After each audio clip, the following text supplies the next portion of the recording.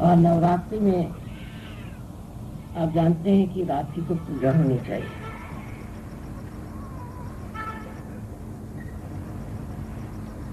अंधकार को दूर करने के लिए अत्यावश्यक है कि प्रकाश को हम रात्रि में ही ले आए। आज के दिन का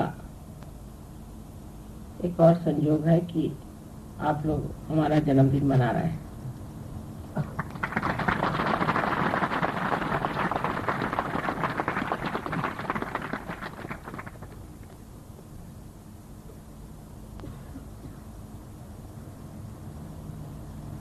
आज के दिन गौरी जी ने अपने विवाह के उपरांत श्री गणेश की स्थापना की। श्री गणेश पवित्र का स्रोत है, पवित्र का।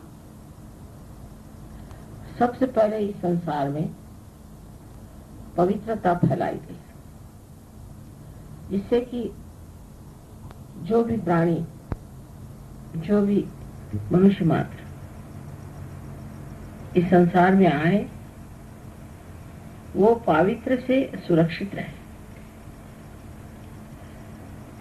और अपवित्र चीजों से दूर रहे। इसलिए सारी सृष्टि को गौरी जी ने पवित्रता से नहला दिया और उसके बाद ही सारी सृष्टि की रचना हुई। सो जीवन में सबसे महत्वपूर्ण कार्य हमारे लिए यह है कि हम अपने अंदर पवित्र को सबसे ऊंची चीज समझें। लेकिन पवित्र का मतलब ये नहीं कि हम नहाएं, धोएं, सफाई करें, अपने शरीर को ठीक करें, किंतु अपने हृदय को स्वच्छ करना चाहिए। हृदय का सबसे बड़ा विकार है क्रोध। क्रोध सबसे बड़ा विकार है और जब मनुष्य में क्रोध आ जाता है तो जो पवित्र है वो नष्ट हो जाता है, क्योंकि पवित्र का दूसरा ही नाम निर्वाज्य प्रेम है। वो प्रेम जो सतत बहता है और कुछ भी नहीं चाहता, उसकी तृप्ति इसी में है कि वो बह रहा है, और जब नहीं बह पाता तो वो कौनता है, परेशान होता है। सो पवित्र का मतलब यह है कि आप अपने हृदय में प्रेम को भरें, क्रोध को नहीं। क्रोध हमारा तो शत्रु है ही, लेकिन वो सारे संसार का शत्रु। दुनिया में जितने जितने युद्ध हुए हैं, जो जो हानियां हुई हैं, ये सामूहिक क्रोध के कारण। क्रोध के लिए बहाने बहुत होते हैं।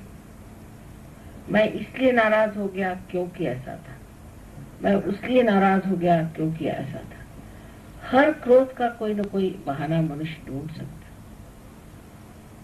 लेकिन युद्ध जैसी भयंकर चीजें भी इसी क्रोध से ही आती है। उसके मूल में ये क्रोध ही होता है। अगर हृदय में प्रेम हो तो क्रोध नहीं आ सकता, और अगर क्रोध का दिखावा भी होगा तो वो भी प्रेम की ही। किसी दुष्ट राक्षस को जब संहार किया जाता है वो भी उस पे प्रेम करने से ही होता है, क्योंकि वो इसी योग्य है कि उसका संहार हो जाए, जिससे वो और पाप कर्म न करे। लेकिन ये कार्य मनुष्य के लिए नहीं, ये तो देवी का कार्य है जो उन्होंने इन नवरात्रियों में किया है। सो हृदय को विशाल करके हृदय में ये सोचें कि हम किससे ऐसा प्रेम करते हैं जो निर्वाज निर्मम है, जिसके प्रति हमें ये नहीं कि ये मेरा बेटा है, ये मेरी बहन है, मेरा घर, मेरी चीज। ऐसा प्रेम हम किससे करते हैं? किसके प्रति हमें ऐसा प्रेम? मनुष्य की जो स्थिति है उससे आप बहुत ऊंची स्थिति में आ गए, क्योंकि आप सहज योगी हैं। आपका योग परमेश्वर की इस प्रेम की सूक्ष्म शक्ति से हो गया है। वो शक्ति आपके अंदर अविरल बह रही है, आपको प्लावित कर रही है, आपको संभाल रही है, आपको उठा रही है,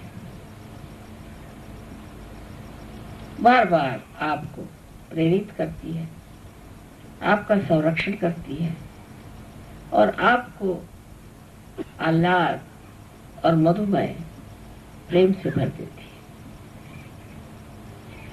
ऐसे सुंदर शक्ति से आपका योग हो गया। किंतु अभी भी हमारे हृदय में उसके लिए कितना स्थान है, ये देखना होगा। हमारे हृदय में माँ के प्रति तो प्रेम है, ये तो बात सही है। माँ से तो सबको प्यार है और उस प्यार के कारण आप लोग आनंदित हैं, बहुत आनंद में। किंतु और भी दो प्रकार का प्रेम होना चाहिए, तभी माँ का पूरा प्यार हो सकता है। एक तो प्यार की अपने से हो कि हम सहयोगी हैं, हमने सहज में शक्ति प्राप्त की, लेकिन अब हमें किस तरह से बढ़ना चाहिए। बहुत से लोग सहयोग के प्रसार के लिए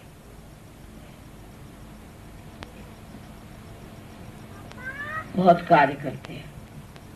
इसे हम कहें कि हॉरिजॉन्टल मूवमेंट,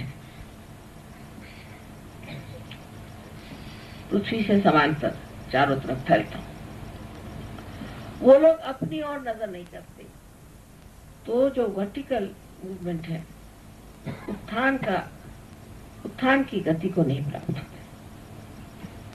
बाह्य में वो बहुत कुछ कर सकते हैं, बाह्य में दौड़ेंगे, बाह्य में काम करेंगे, कार्यान्वित होंगे, सबसे मिलेंगे जुलेंगे, लेकिन अंदर की शक्ति को नहीं बढ़ाते। बहुत से लोग हैं अंदर की शक्ति की तरफ ज्यादा ध्यान देते हैं और बाह्य की शक्ति की तरफ नहीं, तो उनमें संतुलन नहीं आ पाता। और जब लोग सिर्फ बाह्य की तरफ बढ़ाने लग जाते हैं तो उनकी अंदर की शक्ति क्षीण होने लग जाती है, और क्षीण होते होते ऐसे कगार पे पहुंच जाते हैं कि फौरन अहंकार में ही डूबने लगते हैं। वो सोचते हैं कि हमने देखिए कितना सहयोग का कार्य किया, हम सहयोग के लिए कितनी मेहनत करते हैं। और फिर ऐसे लोगों का एक नया जीवन शुरू हो जाता है जो कि सहयोग के लिए बिल्कुल उपयुक्त नहीं। वो अपने को सोचने लगते हैं कि हम बड़े भारी एक अगुवा है और हमारा बहुत महत्व होना चाहिए, जैसे कि जिसे सेल्फ इम्पोर्टेंस कहा जाता है। सो वो हर जगह देखते हैं कि हमारा महत्व होना चाहिए। हर चीज में वो कोशिश करेंगे कि अपना महत्व दिखाएं, अपनी विशेषता दिखाएं, अपने को सामने करें, लेकिन अंदर से खोखलापन आते जाता है। उसके बाद हठात देखते हैं कि उनको कोई बीमारी हो गई, पगला गए, वो कुछ बड़ी भारी आफत आ गई। तो फिर कहते हैं कि माँ, हमने आपको तो पूरी तरह से समर्पित किया हुआ था, फिर ये कैसे हो गया?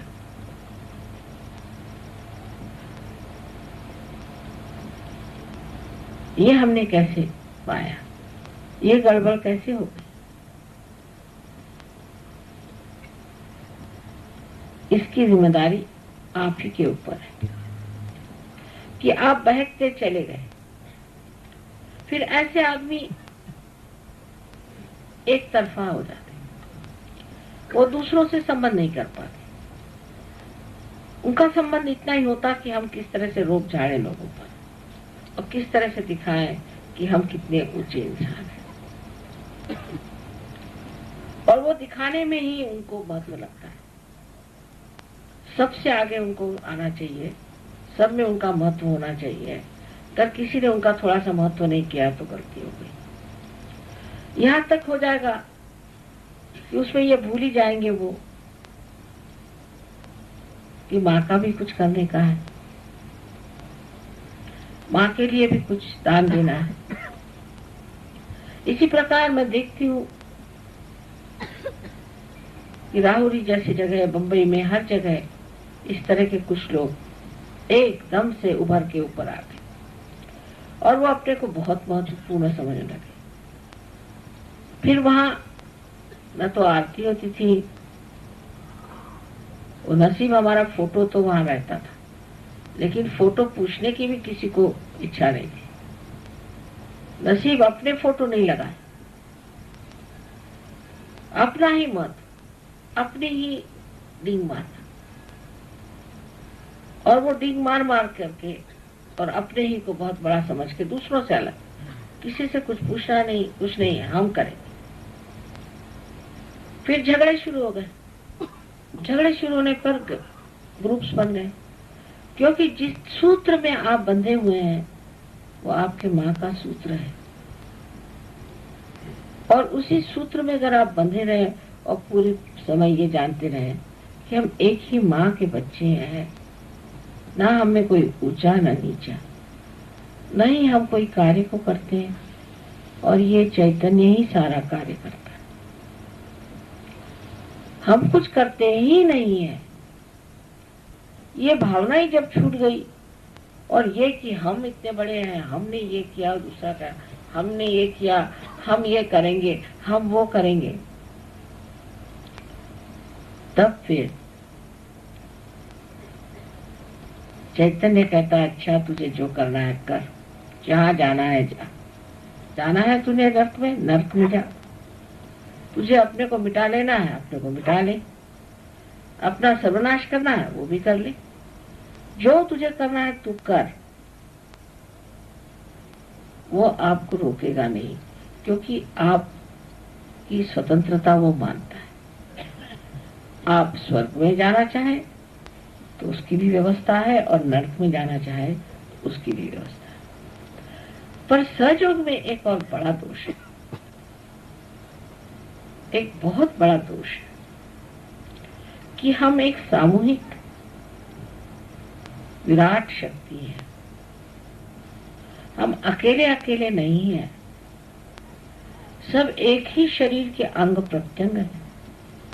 उसमें अगर एक इंसान ऐसा हो जाए या दो चार ऐसे हो जाए जो अपना अपना ग्रुप बना ले, तो जैसे कैंसर की मैलिग्नेंसी होती है कि एक सेल ही बढ़ने लग जाता है, ऐसे ही एक आदमी बढ़ करके और सारे सहयोग को ग्रस्त सकता है और हमारी सारी मेहनत व्यर्थ जाती।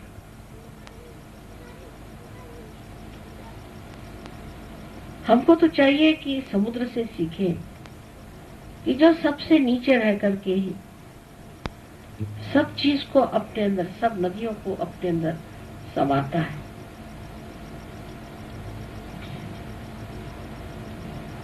और बगैर समुद्र के तो ये सृष्टि चल नहीं सकती। और अपने को तपा करके, बाह बना करके सारी दुनिया में बरसात की सौगात भेजता है। उसकी जो नम्रता है वही उसके गहराई का लक्षण है। और उस नम्रता में कोई ऊपरी नम्रता नहीं कि नमस्ते भाई साहब नमस्ते, कुछ नहीं।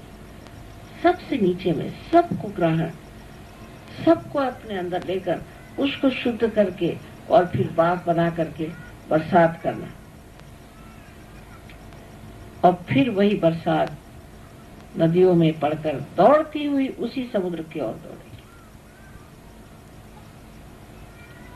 और इस समुद्र की पहचान, आप अगर कभी किसी समुद्र के किनारे पे गए तो देखिए कि वहां जितने भी नारियल के पेड़ हैं वो सब समुद्र के ही ओर झुके हुए। इतनी जोर की हवा चलती है, कुछ भी हो जाए, लेकिन वो कभी भी समुद्र से दूसरी ओर मुड़ते नहीं, क्योंकि वो जानते हैं ये समुद्र है। इस समुद्र के समान ही अपना हृदय विशाल तब होगा जब हमारे अंदर अत्यंत नम्रता और प्रेम आ जाए। लेकिन अपना ही महत्व करना, अपने ही को विशेष समझना, ये जो चीज है इसमें सबसे बड़ी खराबी यह है कि परम चैतन्य आपको काट देगा। जाओ, तुमको तुम्हारा महत्व, तुम जाओ, हट जाओ। और फिर जैसे कि कोई नाखून काट के फेंक देता है, इस तरह से आप एक तरफ फेंक जाएंगे, जो मेरे लिए तो बड़ी दुखदायी बात होती है। और ऐसे दो चार लोग जो निकल आए, जो सोचते हैं हम बहुत काम करते हैं, हमने ये कार्य किया, हमने वो कार्य किया, उनको फौरन ठंडा हो जाना चाहिए और पीछे हट करके देखना चाहिए कि हम ध्यान करते हैं, हमारा ध्यान लगता है, हम कितने गहरे हैं, और फिर हम किसको प्यार करते हैं, किस किस को प्यार करते हैं, कितनों को प्यार करते हैं और कितनों से दुश्मनी लेते हैं। सहयोग में कोई लोग बड़े गहरे बैठ गए, बहुत गहरे आ गए, इसमें कोई शंका नहीं। और बहुत से अभी भी किनारे पे ही डोल रहे, और कब वो फिर जाएंगे कह नहीं सकते, क्योंकि मैंने आपसे पहले ही बताया है कि 1990 साल के बाद एक नया आयाम खुलने वाला है। और एक छलांग आपको मारनी होगी, जो आप इस माहौल से उतर करके और उस नई चीज को पकड़ लें। जैसे कि चक्का है, जब घूमता है तो एक बिंदु पे आकर फिर आगे सरक जाता है। इसी प्रकार सहयोग की प्रगति भी सामूहिक होने वाली है, और इसमें टिकने के लिए पहली चीज हमारे अंदर पवित्र होना चाहिए, जो नम्रता से भरा। वैसे तो दुनिया में लोग आपने देखे हैं कि जो अपने को बड़े पवित्र समझते हैं और सुबह शाम संध्या करते हैं और किसी को छूने नहीं देते, ये खाना नहीं खाएंगे, वो आएगा तो उसको कहेंगे तुम दूर बैठो, वो किसी ने छू लिया तो उनकी हालत खराब। ये पागलपन। अगर आप एकदम स्वच्छ हैं, एकदम आप पवित्र हैं, तो आपको किसी को भी छूने में, किसी से भी बात करने में कभी अपवित्रता आ नहीं सकती, क्योंकि आप हर चीज को ही शुद्ध करते, आपका स्वभाव ही शुद्ध करने का। तो आप जिससे मिलेंगे उसी को आप शुद्ध करते ही जाएंगे।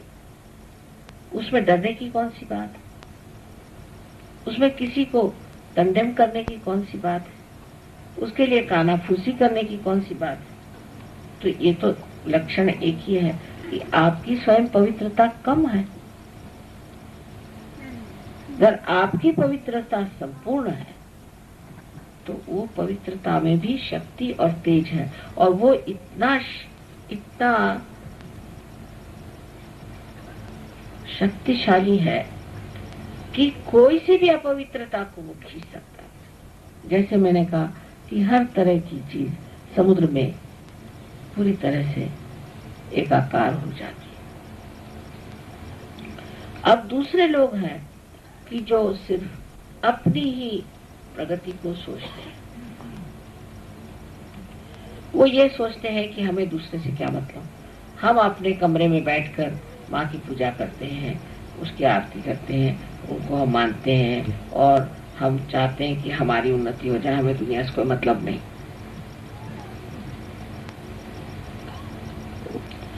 और दूसरों से कटे रहते। ऐसे लोग भी बढ़ नहीं सकते, क्योंकि आप शरीर के एक अंग प्रत्यंग है। समझ लीजिए एक उंगली ने अपने को बांध लिया और कहेगी कि नहीं, मैं किसी से और मतलब नहीं मेरा, मैं अलग से रहूंगी। ये तो उंगली मर जाएगी, क्योंकि इसमें रक्त कहाँ से आएगा, इसमें नस कैसी चलेगी, इसमें चेतना का संचार कैसे होगा। ये तो कटी हुई रहेगी, ये तो छूटी हुई रहेगी। आप एक बार उंगली को बांध के देखिए और 5 दिन बांधे रखिए, उसके बाद आप देखिए कि उंगली काम ही नहीं करेगी, आप किसी काम की नहीं रह जाएगी।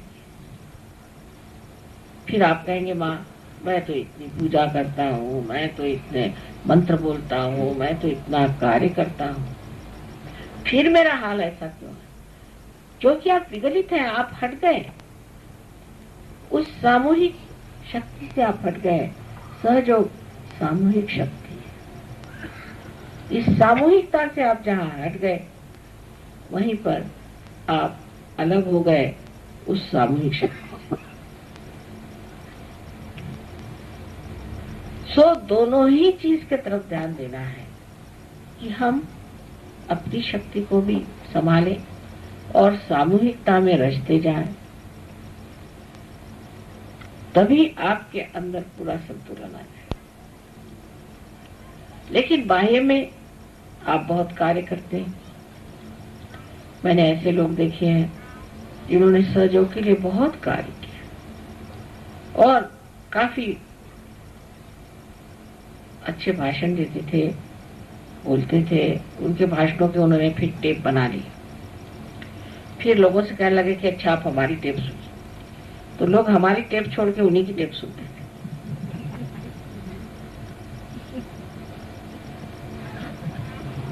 और उनका यह हाल था कि जैसे अभी हम बैठे हैं तो वो हमारे फोटो को तो नमस्कार करेंगे, हमें नहीं करेंगे, क्योंकि उनको फोटो की आदत पड़ी। हमसे उनको कोई मतलब नहीं, वो फोटो से मतलब। ऐसे ऐसे विक्षिप्त लोग हमने देखे। फिर उन्होंने अपने फोटो छपाए और फोटो सबको दिखा रहे हैं कि हम ऐसे, हम वैसे, हम वैसे। इस तरह से अनेक तरीके से वो अपना ही महत्व बढ़ाते रहे। करते करते ऐसे गड्ढे में गिर गए अनायास, उनके समझ में नहीं आया और एकदम पता हुआ कि छूट गए सहयोग से, कहीं भी नहीं। लोग मुझे कहते माँ ये तो बड़े लीडर थे, वो तो इतने ये थे। हाँ थे तो सही, लेकिन वो गए कहाँ? गए क्या करें? एकदम काफुर हो गए। कहाँ बताए कैसे? तो ऐसे लोग क्यों निकल गए? क्योंकि संतुलन नहीं। और जब संतुलन नहीं रहता है तो आदमी या तो लेफ्ट में चला जाएगा, राइट में चला जाएगा। और जैसे मैंने बहुत बार कहा है कि 2 तरह की शक्तियां हमारे अंदर है, जिससे कि हम सहयोग की ओर खींचते भी हैं, और दूसरी शक्ति जिससे हम बाहर फेंके जाते हैं। जैसे एक रस्सी में अगर आप पत्थर बांध कर घुमाएं तो पत्थर घूमता रहेगा जब तक रस्सी से बंधा है, और जैसे रस्सी से छूट जाएगा एकदम काटकोण में, टेंजेंट में फेंका जाएगा। इसी प्रकार बहुत से लोग सहयोग से निकल जाते हैं। तब फिर लोग कहते हैं माँ देखिए सहयोग में बहुत लोग कम हो गए। मैं क्या करूं? और अगर कम हो गए तो इसमें सहयोग का नुकसान तो हुआ नहीं, इसमें उनका ही नुकसान हुआ। सहयोग का बिल्कुल भी नुकसान नहीं, क्योंकि जिसको नुकसान और फायदे से कोई मतलब ही नहीं है, ऐसी जो चीज है उसका क्या नुकसान हो सकता है। हाँ, अगर आपको अपना फायदा करा लेना है तो आप इस चीज को जान लीजिए कि सहयोग को आपकी जरूरत नहीं, आपको सहयोग की जरूरत है। सो ये योग का दूसरा अर्थ होता है युक्ति। एक तो है कि संबंध जुट जाए, लेकिन दूसरा है युक्ति। ये युक्ति समझ लेनी चाहिए कि ये युक्ति क्या है। इस पे 3 तरह से समझाया जा सकता है। पहली तो युक्ति यह है कि हमें इसका ज्ञान आ जाना चाहिए। ज्ञान का मतलब बुद्धि से नहीं, किंतु हमारे उंगलियों में, हाथ में, अंदर कुंडलिनी का पूर्णतः जागरण होना, ये ज्ञान है। और जब ये ज्ञान हो जाता है तब और भी ज्ञान होने लग जाता है। बहुत सी बातें जो आप नहीं समझ पाते थे वो आप समझ पा सकते हैं, और आप समझने लग जाते हैं कि कौन सत्य है, कौन असत्य है। और इस ज्ञान के द्वारा आप लोगों को कुंडलिनी भी जागृत कर सकते हैं और उनको समझा भी सकते हैं, और उनसे आप पूरी तरह से आप एकाग्र हो सकते हैं, उनके साथ आप वार्तालाप कर सकते हैं, बातचीत कर सकते हैं इस ज्ञान के कारण। तो आपको बौद्धिक ज्ञान भी उससे आते जाता है। आप सहयोग समझते हैं, नहीं तो कोई समझ सकता था पहले? ईड़ा पिंगला सुख मन नाड़ी रे, एक ही डोर उड़ाऊंगा, इस तरह की बातें जो करता था कबीर, तो कोई समझता था उसको? नानक की कोई बात समझता था? या ज्ञानेश्वर जी की किसी ने कोई बात समझी नहीं, लाओ त्से की किसी ने कोई बात समझी नहीं। कोई तो भी मिस्टीरियस चीज है, कोई बड़ी गोपनीय बात कह रहे हैं, ऐसे समझ करके लोग रखते थे। लेकिन सहयोग के बाद आप सब समझने लगे तो आपका बुद्धि चातुर्य भी बढ़ गया, उसकी भी चतुरता आ गई, आप उसको समझने लग गए। ये तो बात ठीक है कि आप उसे समझने लगे, और ऐसी बातें जो अगम्य थी वो भी गम्य हो गई, और सब बात को आपने जान लिया। सो तो एक युक्ति हो गई कि आपने अपना ज्ञान बढ़ा लिया। अब दूसरी युक्ति क्या? वो है कि जो आप हमारे प्रति भक्ति कर रहे हैं, उस भक्ति को भी जब आप करते हैं तब आप अनन्य भक्ति करनी चाहिए। माने आप हमसे तदाकारिता प्राप्त करें। जैसे हम सोचते हैं ऐसा ही आप सोचने लग जाए। आज देर हो गई समझ लीजिए, तो हम भी कह सकते थे भाई हम बहुत थक गए, रात भर के जगे, अब हमारे बस का कुछ नहीं। लेकिन हमने ये सोचा कि नवरात्रि है तो रात ही में करना है, और यही मुहूर्त हमको मिलना था, यही मुहूर्त है, इसी वक्त ये पूजा होनी चाहिए और ये होना ही चाहिए, तो हमको करना ही।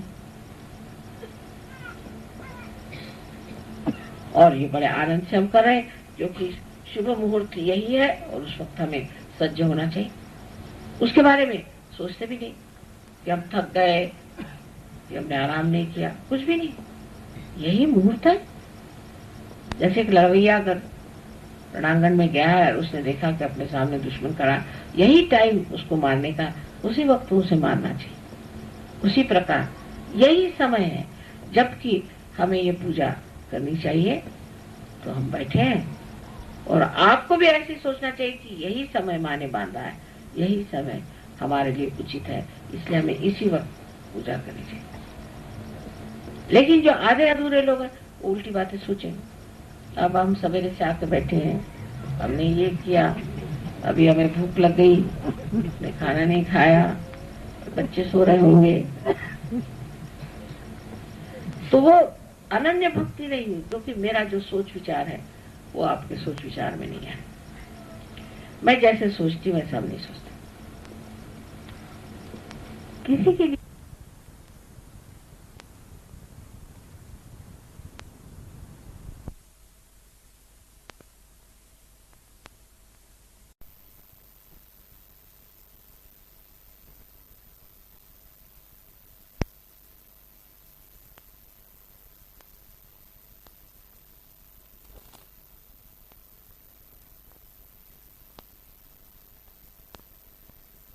वो आपके सोच विचार में नहीं है।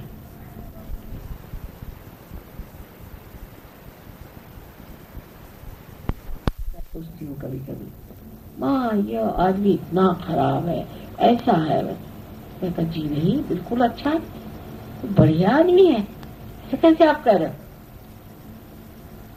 कैसे कहा आप? फिर मैं सोचती हूँ कि मैं जो देख रही ये क्यों नहीं देख रहा? अगर ये मेरी ही आंख से देख रहा है तो इनको वही दिखाई देना चाहिए जो मैं देखती हूँ। वैसी तो बात नहीं, ये तो कुछ और ही देख रहा है। तो अनन्य नहीं हुआ, अन्य हो गए, दूसरे हो गए। उसी प्रकार जैसे हमारा प्यार आपके प्रति, और एक ही चीज से हम तृप्त होते हैं कि आप सबके प्रति वैसा ही प्यार रखें। अगर वो बात आपके अंदर नहीं है तो फिर ये लगता है कि अन्य है, ये अनन्य नहीं।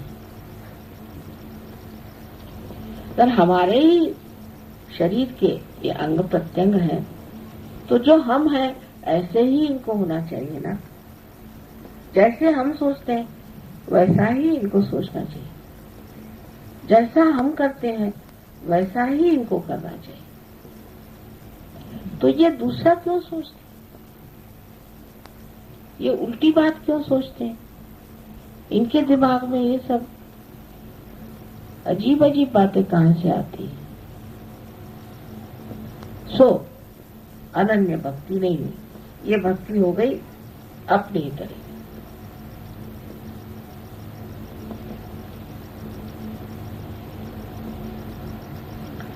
तो अपना सोच विचार और अपना कार्य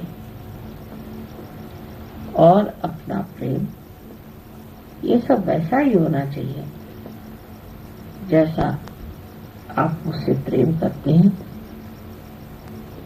और यही जब प्रेम का स्रोत है तो जो कुएं में है वही घट में आना चाहिए, दूसरी चीज कैसे आ सकती? और जब कोई दूसरी चीज आती है तब मैं सोचती हूँ कि किसी दूसरे घट से इन्होंने कोई और कुएं से पानी भरा है, ये घट मेरा नहीं।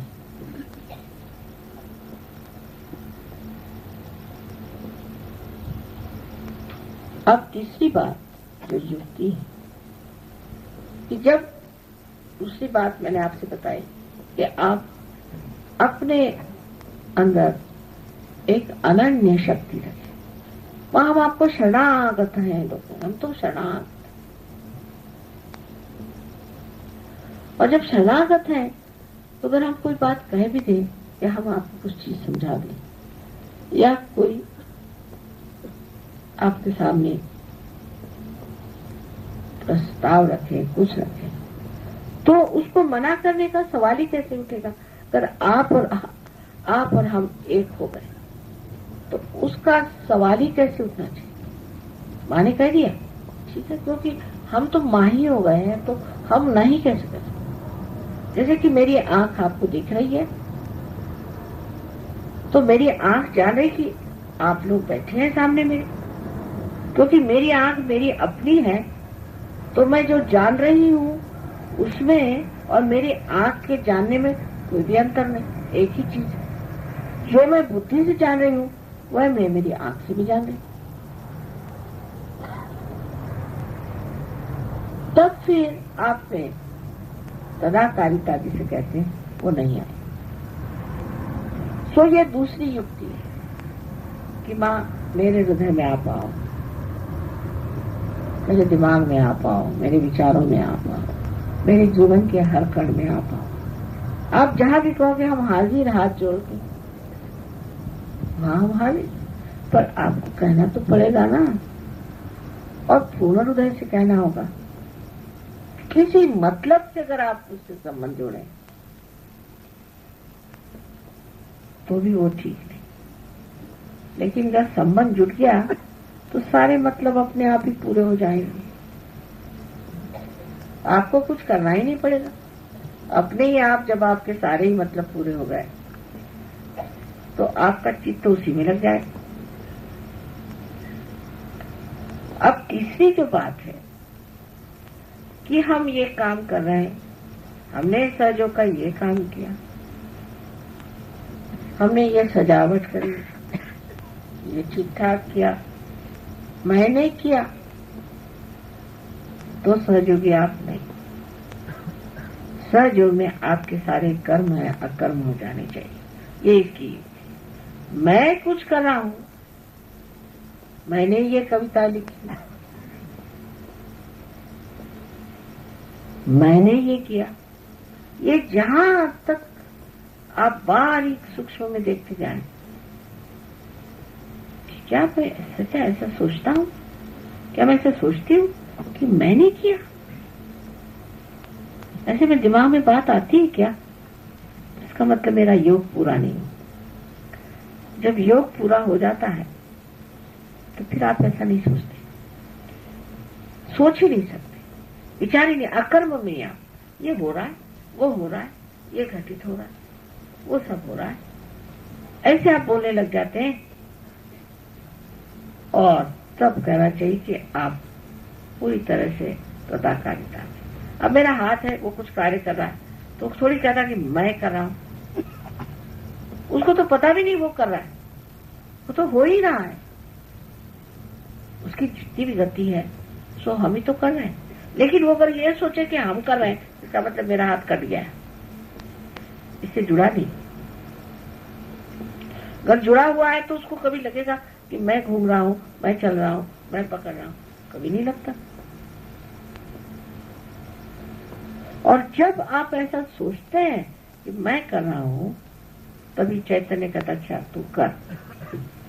और तब सबसे ज्यादा गड़बड़ी शुरू होती है। तीसरी युक्ति है कि उस युक्ति को सीखना चाहिए कि जहां मैं कुछ कर रहा हूं, एक क्षण विचार करो, मैं कर रहा हूं, मैं क्या कर।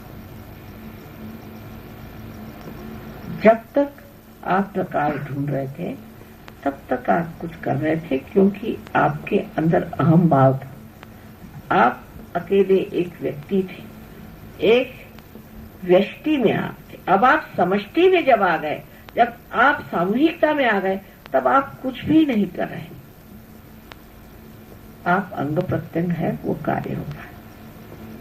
ये तीसरी युक्ति है, इसे समझें। मैं इसलिए ये युक्तियां बता रही हूं कि अब जो छलांग जो लगानी है, इस तरह से आप अपना विवेचन हमेशा करते हैं और अपनी ओर नजर करें। इस वक्त सबसे भलाई इसमें है कि हम अपनी ओर नजर करें और देखें कि क्या मैं ये सोचता हूँ, मैं दूसरे के लिए सोचता हूँ, मैं ये सोचता हूँ क्या कि वो मुझसे काफी श्रेष्ठ है और मुझसे उससे कुछ सीखना चाहिए। उसके कोई अच्छे गुण मुझे दिखाई देते हैं कि बुरे गुण मुझे दिखाई देते हैं। दूसरों के अगर अच्छे गुण दिखाई दे और अपने बुरे गुण, तो बहुत अच्छी बात है, क्योंकि दूसरों के तो दुर्गुण आप हटा नहीं सकते, उसमें तो आपका अधिकार नहीं। जहां अधिकार है अपने ही दुर्गुण आप हटा सकते हैं। तो दूसरों ने क्या किया, दूसरे ऐसे हैं, ऐसे सोचने वाले अभी पूरी तरह से योग में उतरे। मेरे में क्या त्रुटि है ये देखने से ही आप ठीक कर सकते हैं, दूसरों के दोष देखने से ठीक नहीं सकते। ये तो ऐसा हुआ कि आप दूसरों के घर की बात सोचते हैं, उनके घर में ये खराबी, उनके घर में ये खराबी।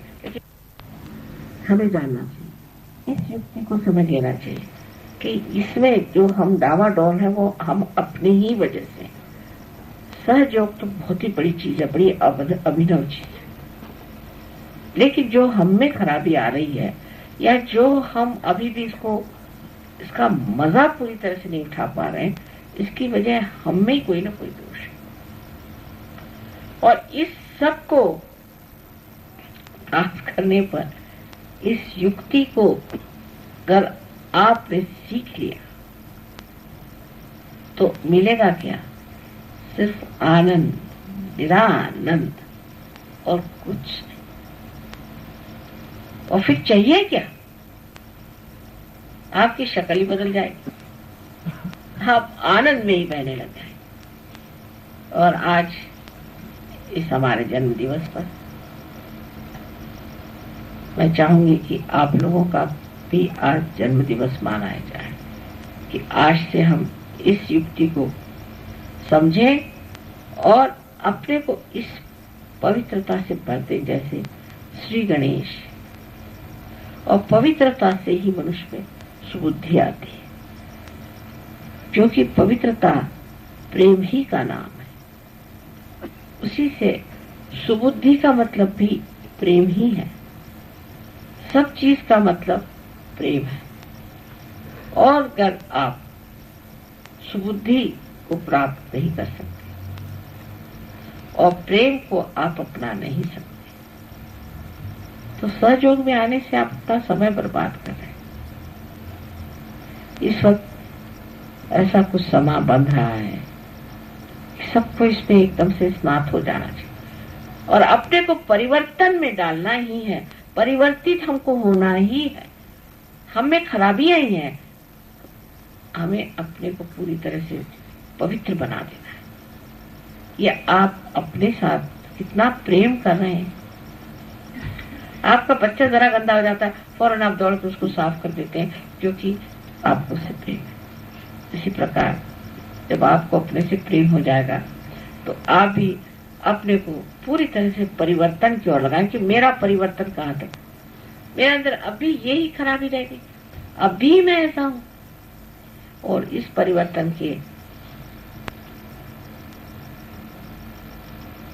फलस्वरूप आशीर्वाद है उस जीवन का जिसका वर्णन नहीं किया जा सकता। जो कबीर ने कहा कि अब मस्त हुए फिर क्या बोले। तो आप सब उस मस्ती में आ जाइए, उस मस्ती को प्राप्त करें और उस आनंद में आप आनंदित हो जाएं। ये हमारा आशीर्वाद है।